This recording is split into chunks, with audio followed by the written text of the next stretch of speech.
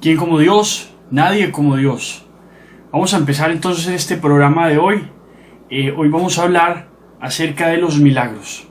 En el nombre del Padre, y del Hijo, y del Espíritu Santo. Amén. Creador inefable, tú que eres la verdadera fuente de luz y de sabiduría, y el principio supremo, dígnate infundir sobre las tinieblas de mi inteligencia el resplandor de tu claridad, apartando de mí la doble oscuridad en que he nacido, el pecado y la ignorancia. Tú, que haces elocuente la lengua de los niños, educa también la mía e infunde en mis labios la gracia de tu bendición. Dame agudeza para entender, capacidad para asimilar, método y facilidad para aprender, ingenio para interpretar y gracia copiosa para hablar.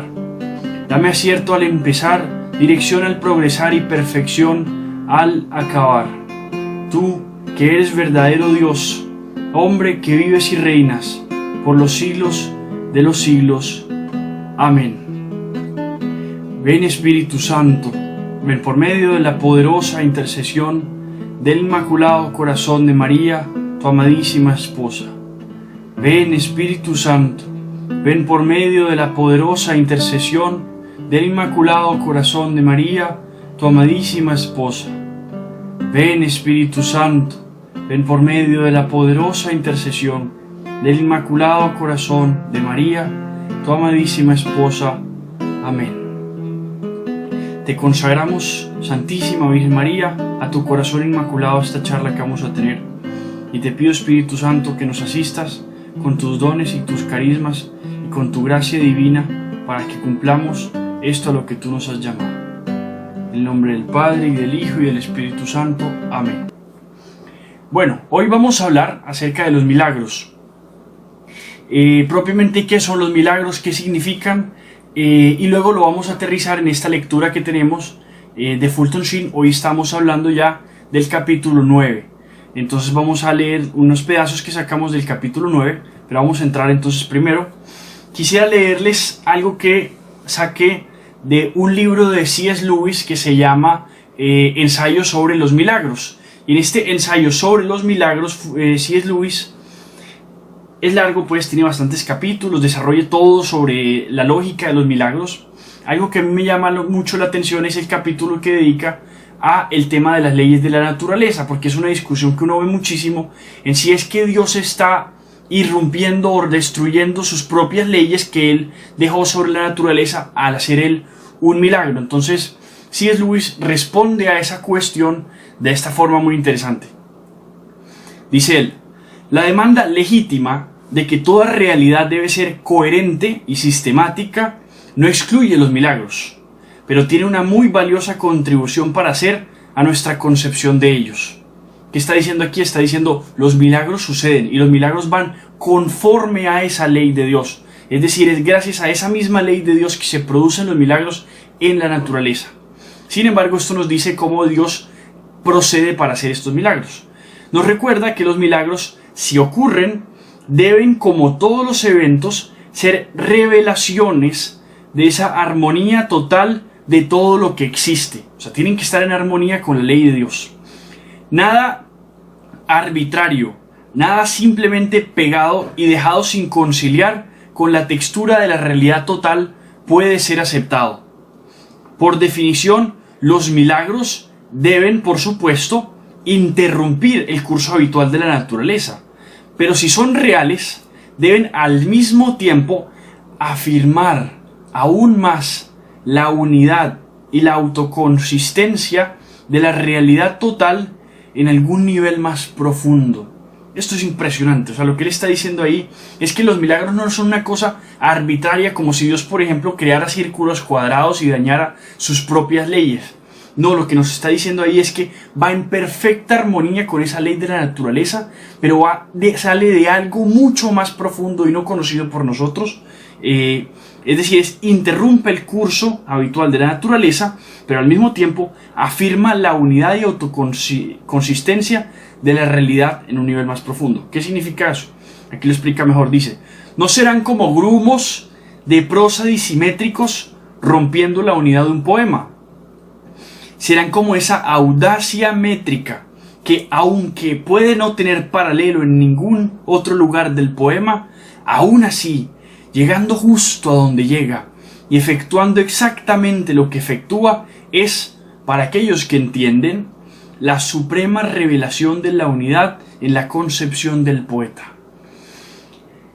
Esto es muy hermoso, porque es que lo que nos está diciendo ahí es que es esto inesperado, pero que hace parte de la armonía de la naturaleza. O sea, en contrario a estos que dicen, especialmente Ludwig Feuerbach, que afirmaba que nosotros atribuimos a actos de Dios simplemente lo que por razón no podemos explicar, o sea, como que aquí hay una brecha, y entonces para taparla decimos esto lo hizo Dios.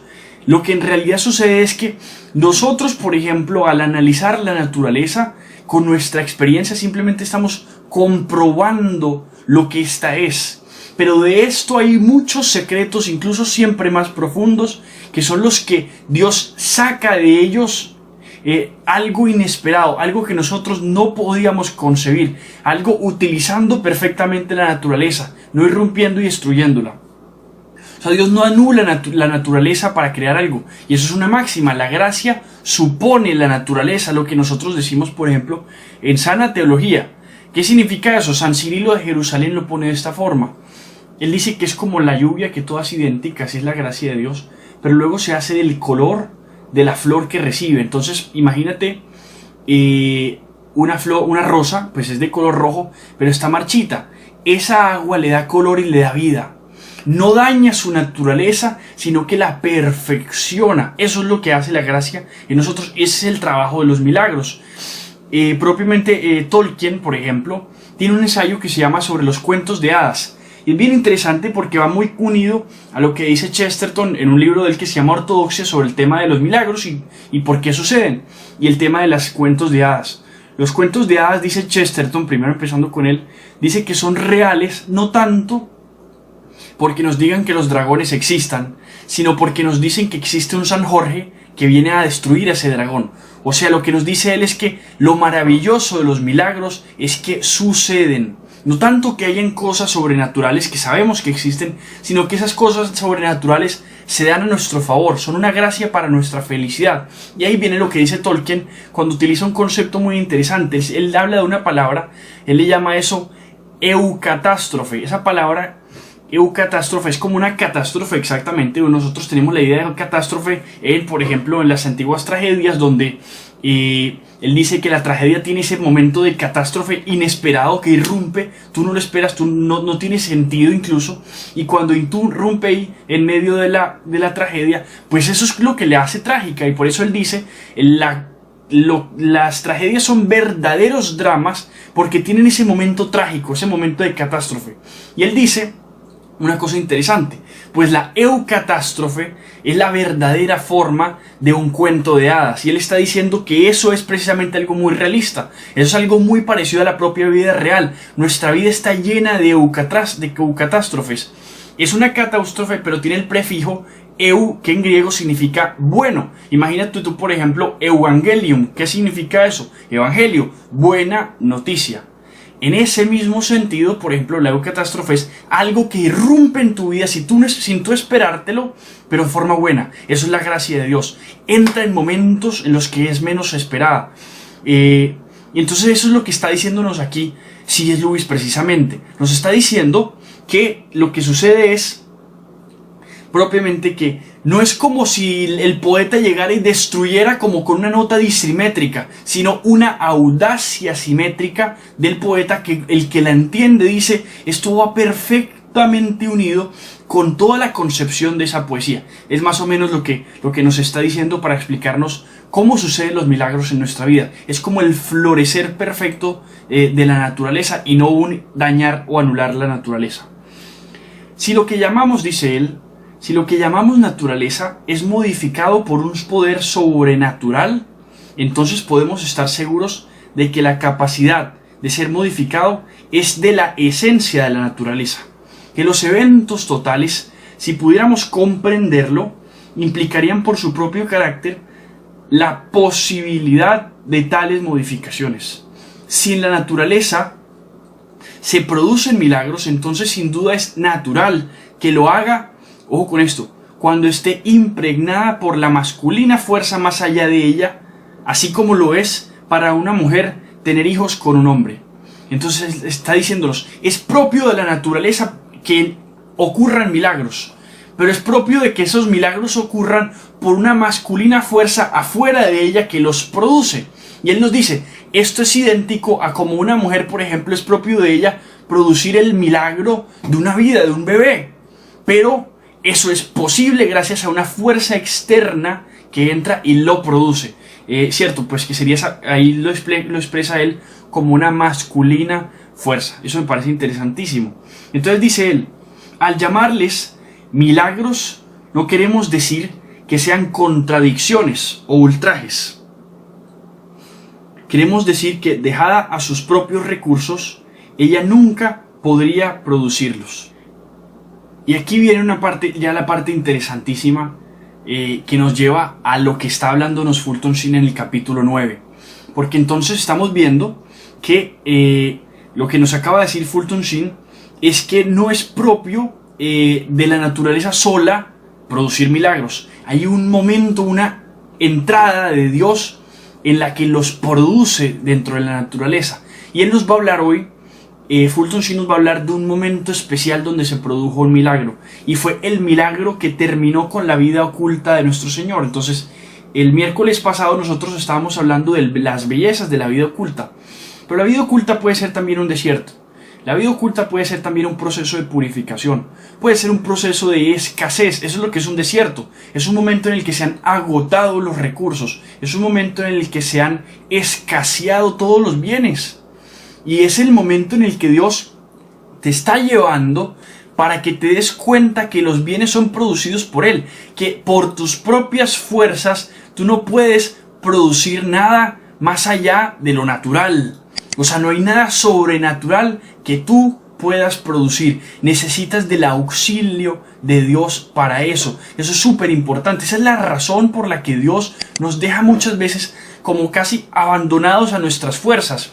Lo que está haciendo Dios es que está permitiéndonos comprender quiénes somos, pero también para que comprendamos quién es Él. Porque en los momentos en los que hay esa sequedad, esa escasez, son los momentos en los que se produce esa eucatástrofe, ese milagro, esa obra inesperada que da ese momento de la gracia, donde la gracia perfecciona la naturaleza, donde se produce algo sobrenatural que nosotros podemos con total certeza decir, esto yo no lo pude producir. Es imposible que yo hubiera podido realizar esto. Esto claramente es un portento, un prodigio, una obra de Dios. Y ese es el momento en el que, y de esta forma el Señor inicia su vida pública. La inicia con un milagro. Y este es el milagro de las bodas de Caná. Entonces Fulton Sheen empieza a analizar un poco este milagro, el milagro del inicio de la vida pública de nuestro Señor, pero con algo particular. Y es con el ojo puesto en la intercesión de María Santísima para que se produjera ese milagro. Y eso es lo que nosotros vamos a mirar acá. Dice Fulton Sheen, uno de los detalles más sorprendentes de esta fiesta de bodas, las bodas de Caná, fue que quien advirtió la escasez de vino no fue el encargado del mismo, sino la Santísima Virgen María. Se da cuenta ella de nuestras necesidades aún antes de que lo notemos nosotros mismos. Presentó una súplica muy simple a su divino Hijo, diciéndole, no tienen vino. Oculta en tan sencilla frase iba no solo la convicción del poder de su divino Hijo, sino también la expresión del deseo de ella de que me remediara tan desagradable situación. Entonces aquí hay algo muy importante, porque es que la Iglesia le llama a María Santísima la omnipotencia suplicante. La omnipotencia suplicante, ella todo lo alcanza con su oración y es la que está más pendiente, incluso más que nosotros mismos. Ella está pendiente de lo que nos hace falta, de nuestras necesidades. Algunos de los más grandes milagros, dice Fulton Sheen, del mundo han sido hechos por influencia de la Madre. La mano que mece la cuna es la que gobierna el mundo. Nuestro Salvador planteaba a María no solamente la elección de pedir un milagro o no, más bien le preguntaba, cuando le responde, cuando ella le habla, le dice que no tienen vino, más bien le preguntaba si estaba dispuesta a enviarlo a su muerte. Había hecho ver claramente que el mundo no toleraría su divinidad, que si él transformaba el agua en vino, algún día ese vino sería transformado en sangre. Esto aquí nos habla muchísimo, porque esa eucatástrofe tiene también sus partes de catástrofe. Es decir, los milagros por lo general también tienen sus momentos de pruebas. Lo hemos leído en las lecturas que estuvimos leyendo no hace mucho, especialmente en Hechos de los Apóstoles. Vemos, por ejemplo, cómo el primer milagro después de Pentecostés que hace San Pedro cuando levanta a este paralítico, le empezó a llevar un montón de persecuciones. Y así ha sido siempre con el Señor. Hacía milagros y eso enseguida empezaba a llamarle persecuciones. Eso es algo constante, porque el mundo no tolera la divinidad, así como tampoco tolera la maldad. Lo único que el mundo tolera es la mediocridad. Si tú estás dispuesto a no ser mediocre y a ser heroicamente bueno, prepárate para la prueba. Si tú estás dispuesto a dejar que Dios produzca milagros en tu vida, eso va a implicar muchas pruebas en tu vida. Así como también se rechazan los que son muy malos. Los únicos que el mundo deja vivir son a los mediocres. Pero aquí viene lo interesante, y es que entonces, por medio de esa tragedia que el Señor iba a vivir, este es el milagro que nos empieza a apuntar al milagro mayor, cuando el Señor le dice, acuérdate que todavía no es mi hora, le dice el Señor a la Santísima Virgen María. Eso de la hora tiene doble significado. Tiene el significado de la hora en el momento en el que él iba a iniciar su vida pública, pero también tiene el significado de la hora en el que él iba a entregar su vida en la pasión. Porque es que acuérdense que muchas veces al Señor le querían hacer algo, lo iban a tumbar, por ejemplo, por un abismo, y él pasaba en medio de eso, y dice siempre el Evangelio, porque todavía no era su hora. Y cuando Judas lo traiciona, él le dice, esta es la hora en la que las tinieblas van a tener poder sobre mí, y fue lo que sucedió. Fue la hora de la tragedia. Pero recuerden, esa tragedia, ese drama, esa catástrofe que vivimos, se convierte en una buena tragedia, se convierte en una buena catástrofe, porque es la de nuestra salvación, es la imagen que nos da la gracia completa, es el milagro culminado que salva nuestras vidas. Entonces es lo que nos está mostrando el Señor ahí. Por eso le está diciendo a ella, todavía no ha llegado mi hora. Está también diciéndole, es que tú te das cuenta que en el momento en el que yo inicie mi vida pública, tú dejas de ser mi mamá y ahora te haces madre de todos los hombres. Y así como yo inicio mi camino hacia la cruz, tú también inicias tu camino de corredentora, de sufriente conmigo, de madre de dolor, de dolorosa, en el que vas a ver cómo yo me entrego por todos tus hijos también y tú te haces madre de ellos. Entonces, muy interesante. Y aquí nos dice la Santísima Virgen María, haced cualquier cosa que os diga. Esto es impresionante porque muchas veces lo que muchas personas dicen es, siempre repitamos lo que la Virgen dice, hagan lo que Él os diga. Y con eso muchas veces quieren desviar la atención sobre la Virgen y simplemente decir, miren, la Virgen simplemente les está diciendo, no le presten atención a ella, prestenle atención a Dios. No tanto así. La Virgen María nos está diciendo, prestenle atención a la actitud de ella. ¿Cuál es la actitud de ella? Nos dice Fulton Sheen. Qué magnífica expresión de confianza y de valor. En eso consisten esas palabras que ella acaba de dar. Es confianza y valor. Yo no sé qué va a hacer Él. Yo no sé si Él vaya a cambiar el agua en vino o si de pronto vaya a hacer otra cosa. Yo estoy expectante de la manifestación de Dios, lo que Él quiera hacer. Hagan lo que Él les diga. Ella no le dijo a Él, ella simplemente llegó y le dijo, no tienen vino. Y le dijo a ellos, miren a ver qué quiere hacer Él con ustedes y dejen lo que hagan. Obedezcan. Déjense hacer en Dios. No esperen que Dios cumpla lo que ustedes le piden. Esperen que Dios cumpla sus necesidades. Y entonces ocurrió el milagro. Y aquí Fulton Sheen cita a un poeta donde traza algo muy hermoso. Y es que, bueno, aquí viene lo interesante. Y es que nuestro Salvador le plantea a María Santísima no solamente la elección de pedir un milagro o no. Más bien le pregunta si ella estaba dispuesta a enviarlo a su muerte. Por eso le dice, mujer, a ti y a mí, que había hecho ver claramente que el mundo no toleraría su divinidad, que si Él transformaba el agua en vino, algún día ese vino sería transformado en sangre, porque en las bodas de Caná el agua fue transformada en vino, pero luego en el Calvario, que es la misa, el vino se transforma en sangre. Eso es lo que sucede en cada misa, se repite el Calvario, se actualiza. Y entonces, como lo dice un poeta muy interesante, dice, es que el agua inconsciente que vio a su Dios se sonrojó. Eso me pareció muy hermoso. Y entonces aquí viene algo interesantísimo, y es esa agua que nosotros le entregamos a Dios, Él la transforma. Nosotros tenemos que hacer nuestra parte. Así como en el altar el sacerdote ofrece vino y pan, fruto del trabajo de los hombres, y es transformado por la gracia de Dios, así en todas nuestras cosas, nuestros sacrificios, nosotros entregamos nuestras pequeñas obras, se las entregamos al Señor, y Él envía su gracia y las perfecciona. La gracia debe perfeccionar la naturaleza, eso es muy importante. Entonces dice el Fulton Sheen: verdaderamente Dios nos dará la paz y la felicidad, pero solo con la condición de que traigamos el agua de nuestros débiles esfuerzos. No hemos de permanecer pasivos, aguardando la manifestación del poder de Dios.